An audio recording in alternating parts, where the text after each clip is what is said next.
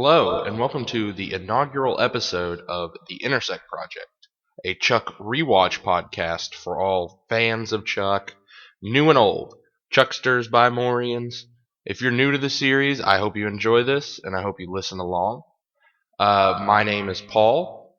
I will be joined in later episodes of this podcast, if we do this, which I'll explain later, by a buddy of mine who is also a big fan of Chuck, named Alex. He will be my co-pilot, and we will guide you through the series as we reminisce, look back on, and or introduce the series to new Chuck fans. Um, just a heads up, we are currently this is the pilot episode of the Intersect project, and it's covering the pilot episode of the series, but we're not sure how well the podcast is going to be received.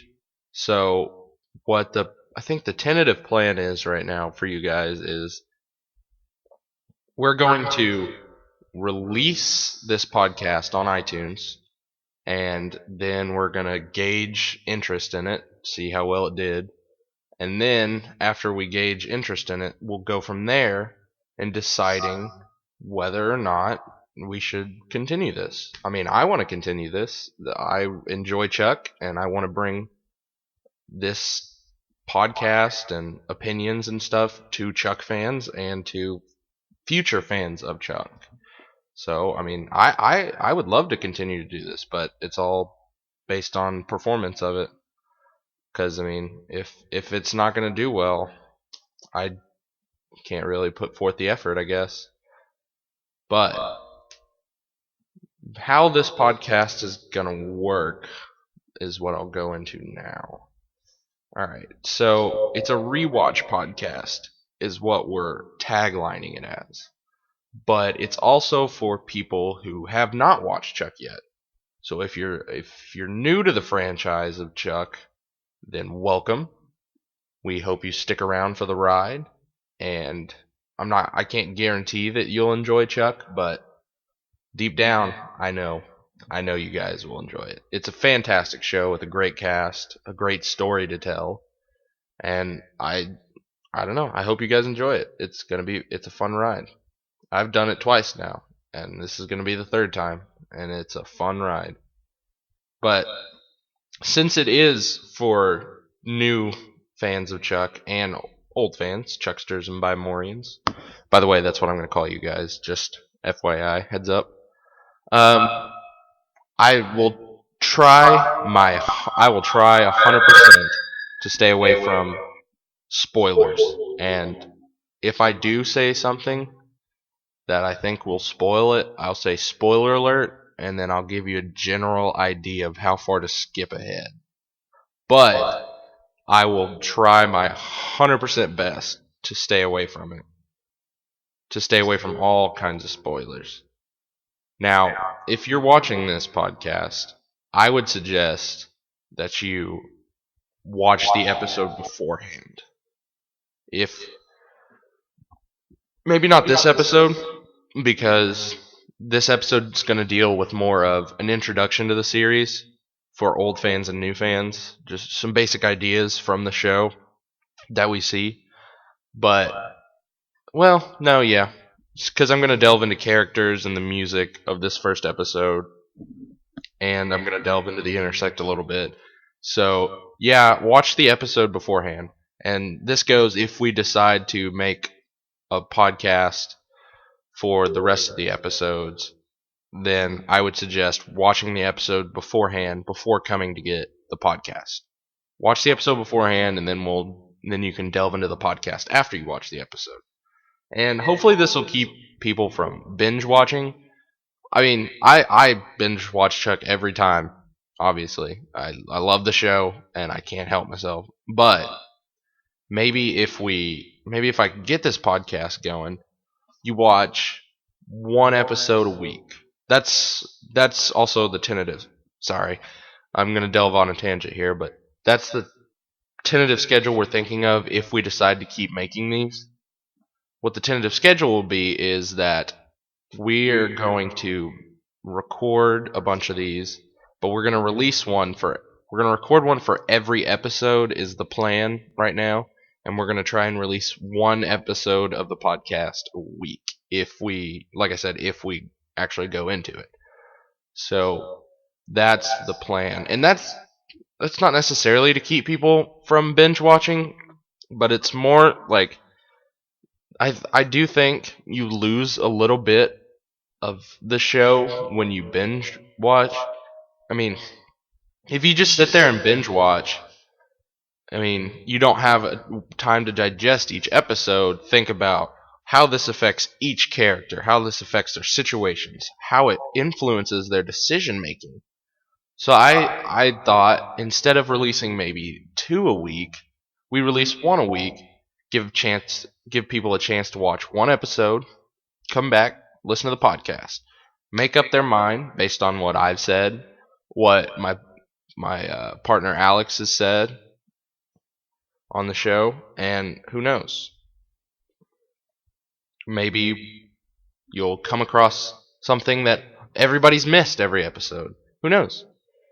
But that's what we're here for. We're here to rewatch or join you guys that are new to the journey on the journey to the end of Chuck. Maybe a Chuck movie, hopefully. Hint, hint, wink, wink. But, so that's the tentative plan. Release one every week. And then, like I said, we don't want you back off my tangent. We're just trying to do this so maybe we can give a more wholesome experience for binge watch instead of binge watching. Hopefully. Alright, so let's delve into this first inaugural pilot episode of the Intersect project. Let's get to the nitty gritty, the meat of it, the meat of the podcast, where we talk about the actual episode. Actually, first off, we're going to discuss a little pre-episode, like how Chuck has influenced other things that have come after it. It's a fairly new show. I mean, Chuck debuted in what, 2009? I want to say, maybe early. Actually, it probably was earlier. I think it was 2009. No, 2007. See, I'm wrong. I've watched this show 2 times and I'm making a podcast about it, but I was wrong about when it aired. It was 2007 when it aired. And it ran till 2012. So I mean, this series is still fairly new. I would call it still fairly new. 2007 to 2012. I mean, it only ended 2 years ago. But it was a sad day when it ended. But it has had a tremendous influence on the world. And I don't really say that lightly. It really has. And this is what I'm going to talk about before I delve into the actual episode itself. So here we go. I mean, if you look at what Chuck has influenced, the first thing you got to say is Nerd HQ. I mean, that's a direct influence. That's directly influenced by Chuck. It's created by Chuck himself, Zachary Levi, based off his company, the Nerd Machine. Now, for those people that are joining us that are Chucksters or Bimorians, and by that I mean old people who have watched the show before. Alright, so to distinguish people on the podcast from people who have watched the show before to people who are just joining us for the show, I'm going to switch. For people, sorry, I'm a tangent-driven person. I'm sorry. Okay, so here we go. If you have watched the show before, what I'm going to call you is a Chuckster or a Bimorian. I'll use one of those 2 terms. I'll use it interchangeably because I like both terms. I like Chucksters and I like Bimorians. I really feel that both of the terms explain the fandom well. And if you're a person who has never watched the show before, I'm going to call you a newbie. I know that's not the most perfect nickname, but I'm gonna call you a newbie. I can't help it. It's just how. It's just the first thing that popped in my head. If I come up with a better name, I'll let you guys know. But I'm gonna stick with newbie for now.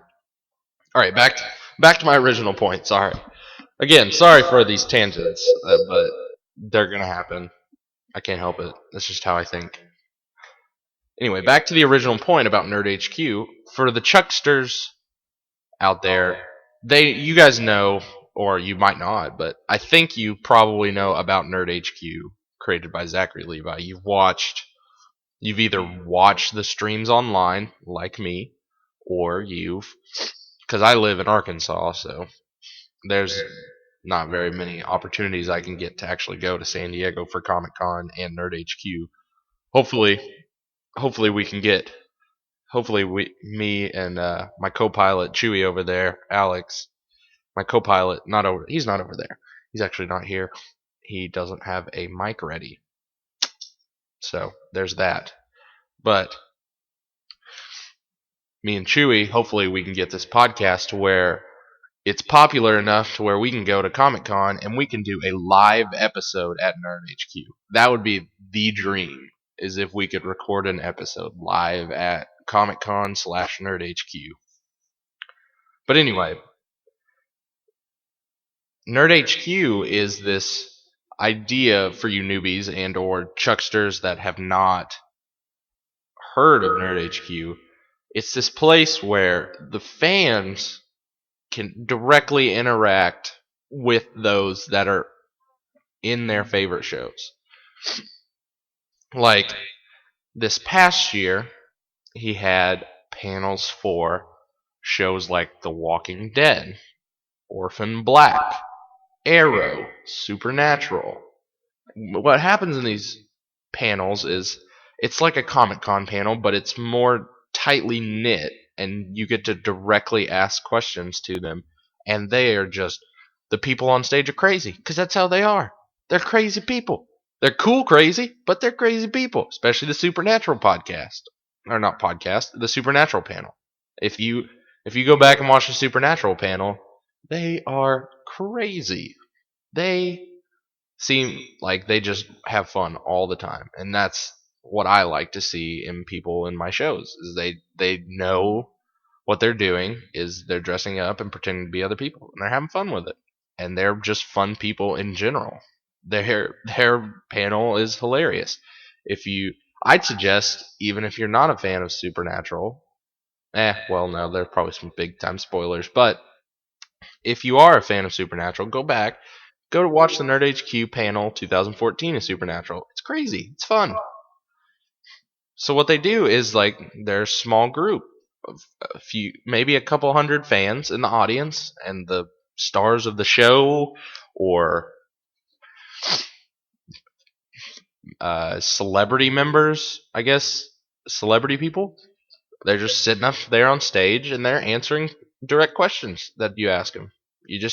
People ask them questions and they answer, and they're having fun with it. It's kind of like a Comic Con panel, except it's smaller, more intimate setting. And instead of a host asking questions and maybe a few questions from the audience, it's all questions from the audience. Straight up, what do they want to know? They ask. It's a lot of fun. I've past 2 years I've been watching them. They're a lot of fun.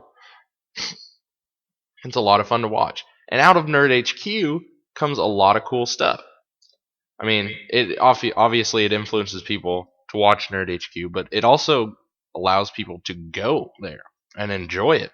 They have awesome things. They have a dance party every year, which is awesome. They have like photo booths where you can take pictures with celebrities, signings with celebrities of your favorite shows, and it's all benefiting a great cause. It's not just for Zachary. It's not for just Zach Levi and the Nerd Machine to just make a bunch of money off of. They're not there to just sit there and go, all right, we're going to collect all the profits. No, most of it is for Operation Smile, which, if you're unaware of what that is, it's a charity that goes to, I think it's third world countries. It it may not be just third world countries, but it fixes children with cleft palates. And if you don't know what a cleft palate is, I mean, look it up. But it's like, because a picture is better than me explaining what it is. But it's like a deformed lip, upper lip. It doesn't form right. So this charity goes to third world countries and they fix it with quick 1 hour surgery. They fix the lip and they make it just look a lot better. They make it look more normal. And it's a great cause, and it's only like $240 per charity. So this past Nerd HQ, I think, raised like over $260,000. That's thousands of children helped directly by fans at Nerd HQ. And I mean, that's not the only influences. I mean, it influences the people that go to Nerd HQ. Before I watched Chuck, I could say yes, I was into awesome, cool sci-fi fantasy shows and stuff like that. But I mean, I never would have thought that I could get into other sci-fi fantasy shows. I never looked around. I never tried really. But after watching Chuck and Nerd HQ a little bit, I've delved into some of the fancier ones. Like, I had never watched Firefly, and before you guys crucify me, I didn't know about it. I didn't know anything about it. But after Chuck, after Nerd HQ, I learned a lot about Firefly and Serenity. And you know what? I watched it, and I was hooked immediately. It is a fantastic program. Joss Whedon is easily one of the most influential, if not greatest creator of the 21st century. Shows like Buffy the Vampire Slayer, which I know is the 20th century, is like in the 90s, but I mean, come on, same thing. I know. Here we go. All right, but also Firefly, Serenity, which are fantastic, and Dollhouse, which is pretty good. I enjoyed Dollhouse, and then some and then obviously, you know, you got your Avengers, and little known, one of my favorite Joss Whedon projects, probably right behind Firefly and Serenity, is easily Dr. Horrible's sing-along blog. That thing is fantastic. I love watching Neil Patrick Harris and Nathan Fillion and Felicia Day just duke it out with their voices. It is, and by duke it out I mean you just have to watch it, but it's fantastic. I highly suggest watching it. It's a great television program. So I mean, like I said, Chuck is not just, it's a TV show, but it's a TV show that's influenced a lot in great positive ways. Like I said, Nerd HQ, Operation Smile, most off, and you know, other great TV shows like Firefly, past, present, future TV shows, keeps you up to date.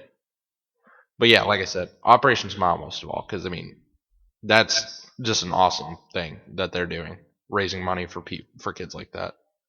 Okay, let's delve into the meat of the episode, the very soul of the pilot. And first, I want to talk about my first impression of the characters. The characters, Chucksters and Bimorians all know and love, and newbies will learn to love with all their hearts. All their hearts. Sorry, that was me getting a little emotional. But it's okay. So let me introduce these characters the best I can and give you my first impressions. Now, for the newbies, I'm not going to spoil anything. I mean, I'm not going to spoil anything with these characters. I'm going to give my first impressions. Nothing that will give away anything of what happens later on in the series. So, here we go. We'll start off with the man himself, the one the series is named after, Chuck. When we first meet him, what is he doing? Avoiding his own birthday party. Doesn't even want to be seen at his own birthday party. And to be fair, it's a giant party It's his birthday party, but it's a giant party filled with people he doesn't really even know. It's mostly his sister's friends from work and Awesome's Devin, who is also named Awesome. If I refer to someone as if I use Awesome as a person name, I mean Devin. But I'll try to call him Devin just for everybody's sake, so I don't confuse anybody. Because I am unoriginal and like to use the word awesome a lot. But anyway, like I said, I use tangents a lot, so back off the tangent train. Chuck. He's at his birthday party. He's locked inside his room with Morgan, and he does not want to come out and converse with these people. To be fair, he doesn't know them. I mean, it's his birthday party, and he knows no one there except Morgan, Ellie, and Devin. So there's that. And then, so when he does actually go out and he talks to them, he immediately starts talking about his time at Stanford and how the girl, Jill, broke up with him and how it was all Bryce's fault. All right. So, I mean, just immediately we get the sense that this guy has had a past where he's still kind of loathing around about it. Did not enjoy his time at Stanford for obvious reasons, and he's still holding on to that anger. Which, I mean, if I was in that situation, I would probably hold on to that anger if someone accused me of cheating and I got kicked out of university, especially if I didn't cheat. So yeah, I'd probably hold on to that anger. But that's the introduction to Chuck. And I would go through the whole episode, but I mean, I don't want to bore you guys completely. And I mean, I'm pretty sure iTunes is like a comment section, how you can comment on the series. So if you guys like think I'm talking too much on one subject or you want to hear some other subject, leave it down in the comments. I mean, I'll read those things. I enjoy constructive feedback from you guys, from anybody really. I mean, I obviously don't know how to make something great the first time around, so constructive feedback would be perfect from you guys. Again, a tangent. All right, back to the character impressions. Next, we'll talk about Morgan. And this is not really a spoiler alert, but if you want to skip ahead maybe 10 seconds after this sentence, go ahead. But I'm really glad Morgan gets a haircut in the later seasons because he looks like a total mop head here. His head that's a bowl cut. That is a bowl cut if I've ever seen one. But anyway, he is hiding out with Chuck in their room. They're playing video games together. And that's setting up their friendship that they have. It's giving us a glimpse at what they do. These guys are in their mid to late 20s and they're sitting there enjoying video games in the room. It's a close, you can tell right then and there that their friendship is very close bond. It's not like just a passing friendship where they just hang out every now and then. This is a very strong bond between two friends. Next, we will talk about, I guess I'll do Bryce real quick. Bryce, he seems like a CIA guy that's just trying to help out. And then you find out about his backstory with Chuck, and you're like, man, you know what? I don't like this guy. I'm already on Chuck's side. At least that's how I was. I don't know if that's how you guys will be, but that's how I was, like, almost immediately. Alright, let's move on to Adam Baldwin's character, John Casey. John Casey. What can I say? Bloodthirsty. That's my initial impression of John Casey. Bloodthirsty. Extremely bloodthirsty. And that's all I'll say, because that's exactly the impression he gave. So we'll move on to Sarah Walker. Caring. Lovable. Very attractive. I feel weird saying that because, well, no, I don't. She is attractive. I mean, yeah, I'm a fanboy, but she is attractive. I'm not gonna lie. And then, but also great acting along with it. But anyway, she is caring, it seems like, and it seems like she's got an actual interest in Chuck. throughout the episode. Like, she doesn't just see him as a package or target, she sees him as a person, someone who thinks, feels, has ideas. And that's basically what I gathered from this, my first impression of Sarah Walker. And then I would go into Ellie, and yeah, I'll go into Ellie. Ellie seems kind of like a pushy sister, but in like a nice a nice way, a nice caring way. She's just trying to push Chuck to get out there, meet new people and stuff. So who knows? But she it's with the best intentions. It really is. And then there's Awesome, who seems like a very big frat boy. And that's really all you have to say about his first impressions. He just seems like a total frat guy. And that ends the first impressions of the character. That's my first impressions of the characters for now. And then later on, there's uh, Lester and Jeff become important characters. Spoiler, not really a spoiler alert. And so does Big Mike. Big Mike becomes a big character.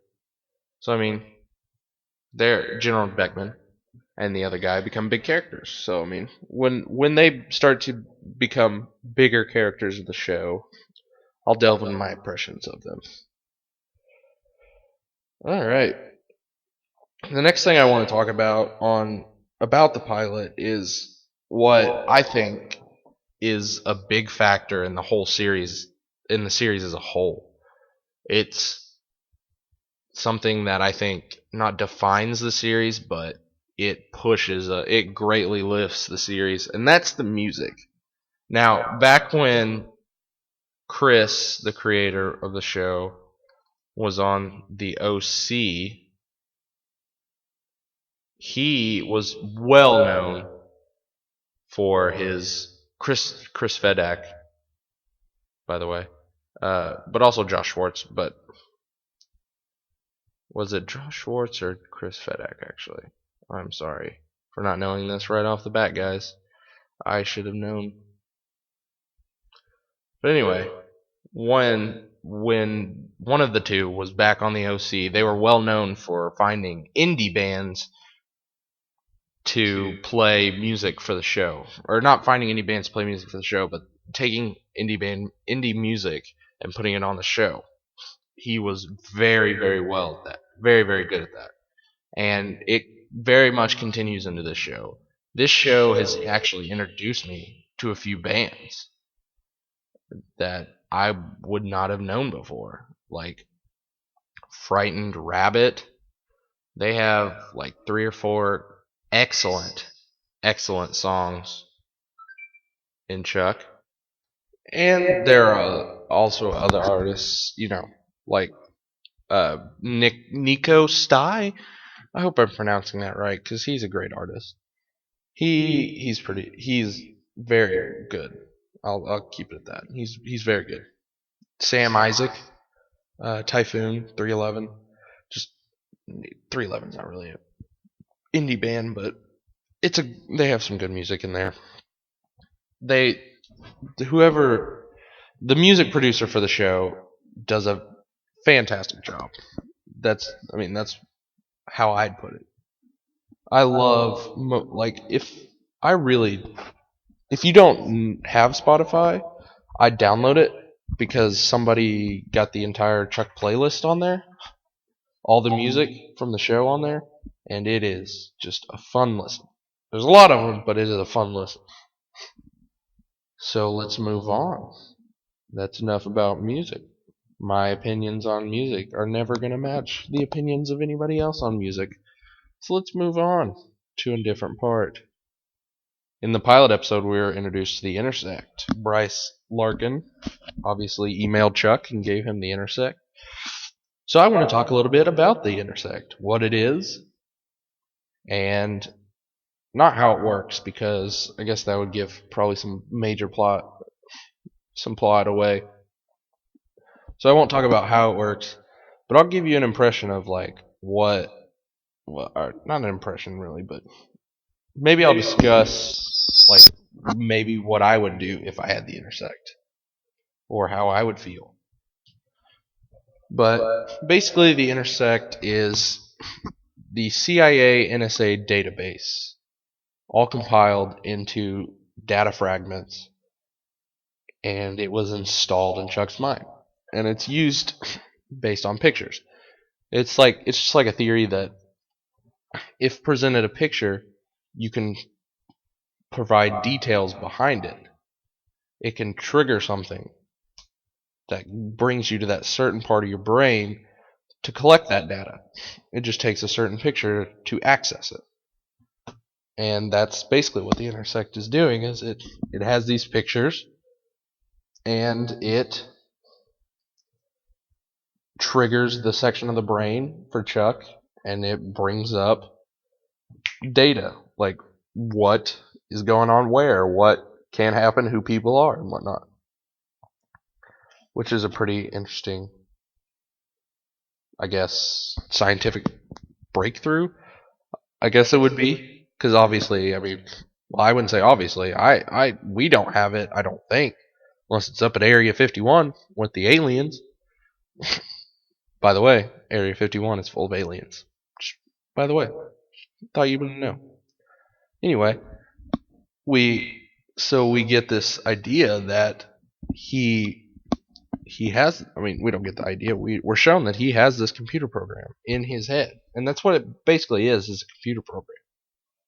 And for the newbies out there, you won't understand this, but there are updates. The Bimorians and Chucksters know what I'm talking about. They know the updates to the Intersect and how the Intersect changes with the updates. So there is that. But I don't know. I honestly don't know what it would be like with the Intersect. It would be very weird because like the pilot shows, at any second you get some picture shows up and you flash immediately, and it's not the most flattering face you get when you flash. At least the way Zachary Levi puts it. His flash face makes him look like he was constipated. Directly, the words from Zachary Levi's mouth, not mine. That's what he said. And you know what? It's not too far from the truth. It would be a weird face to make. But that would be a very complicated something I would probably, you know what? I honestly wouldn't want. I don't think I would want that. In my brain, at least. And that is my opinion on the Intersect. And that's what it is. So we're going to move on to the last part of the podcast. My favorite part of the episode. My favorite part of the pilot episode. And my favorite part of the pilot episode would, again, if you haven't watched it, pause right here, go watch the episode, come back to this exact moment. Because it's going to reveal a plot point of the episode. But the part, obviously it will because it's my favorite part of the episode. But anyway, it's the part where Sarah is the ninja trying to steal Chuck's computer because she thinks the Intersect's still on a computer. But just the way that Chuck and Morgan react to Sarah as a ninja stealing the computer is just hilarious. They're freaking out, Chuck is trying to get the computer back and also freaking out at the same time. Morgan is he is freaking out completely. He is completely freaking out at the moment. And that's basically what he does a lot. And it is just a hilarious moment that not necessarily defines the show, but is moments like that are prevalent where in a serious situation, humor is easily brought out through the show. This is the concluding part. That was the concluding part. This is the end of the episode. I mean, if you stuck around for all 30 something minutes of this podcast, I personally thank you so much. because I have been thinking about doing this for a couple weeks now, and it's nice to finally get to do this podcast. I've been trying to do it. Things have gotten in the way, but I can now finally say that I have done it. The podcast is done.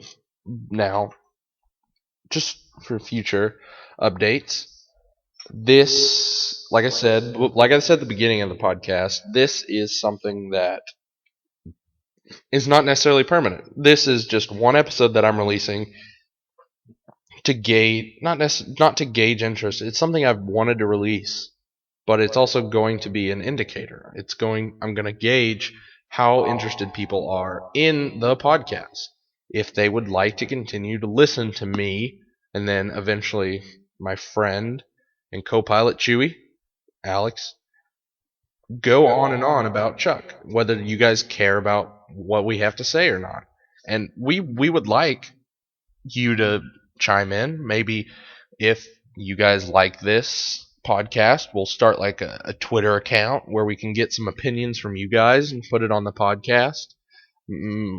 Maybe we're going to probably try and get an email address, because I'm also going to have some buddies of mine do some other podcasts underneath a company that we started called NerfHerder Entertainment. And so we're probably going to start an email address for that, and maybe we'll get you guys to send some emails there if you want. Like I said, if this becomes a thing. And like I said, iTunes, I think, has a comment section on podcasts. And seriously, I mean, I am not going to sit here and say this is a perfect podcast episode. I can probably tell you right now it's not. It's not a perfect podcast episode. So leave comments. Leave comments for iTunes in the iTunes comment section for the podcast. Tell me what we could do better, what you guys think we could do better, what your favorite part was maybe of the podcast. But we're trying to improve for you guys. We don't want to just sit here and say we made it and that's it. We want to make the best Chuck Rewatch podcast for you guys. That's what we want. And thus ends the Intersect Project inaugural episode. Thank you guys for sticking around if you did. And if you didn't, you're not listening to this, so who cares? But if you did, thank you so much. I would love if you guys kept downloading it, shared it. If you're still listening now, share it with people who've never watched Chuck. Maybe this will get them into Chuck. Watch it, share it with all your Chuck friends. I'm going to try and promote it through some Chuck channels, like the Chuck page on Reddit, and the fantastic Twitter account, Chuck versus the Movie, at Chuck versus the Movie on Twitter. It's run by a huge Chuck fan who loves the show, and he's actually probably going to be a guest at some point in one of the episodes for season 1. He said he would, so we're gonna try. He or she, I'm pretty sure it's a he, but we're gonna try and get him on the show to do an interview about why he likes Chuck so much later on in the season 1 episodes. So go follow him on Twitter. Go to chuckaholics.com. It's a blog website where they're doing also a Chuck rewatch. They're doing writing an article once a week on a Chuck episode where you guys can talk in the comments. So go check that out. That person's awesome. But like I said, guys, thanks again if you've stuck around this much. I probably sound like a complete idiot, but thank you guys so much. And this is the end of the episode. Farewell, good Chucksters and Bimorians. I will try and come up with a better sign off at some point, because that was kind of lame, and I apologize. But sincerely, guys, thank you for listening, and hopefully we'll see you for episode 2, Chuck versus the Helicopter. Download it, guys. Download it. Share it everywhere. Download it.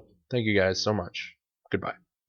Also, I'd like to apologize for the not absolutely terrible, but the terrible audio. I apologize for that. Again, share it, download it, share it with everybody. Thank you for downloading. Thank you for listening. Goodbye.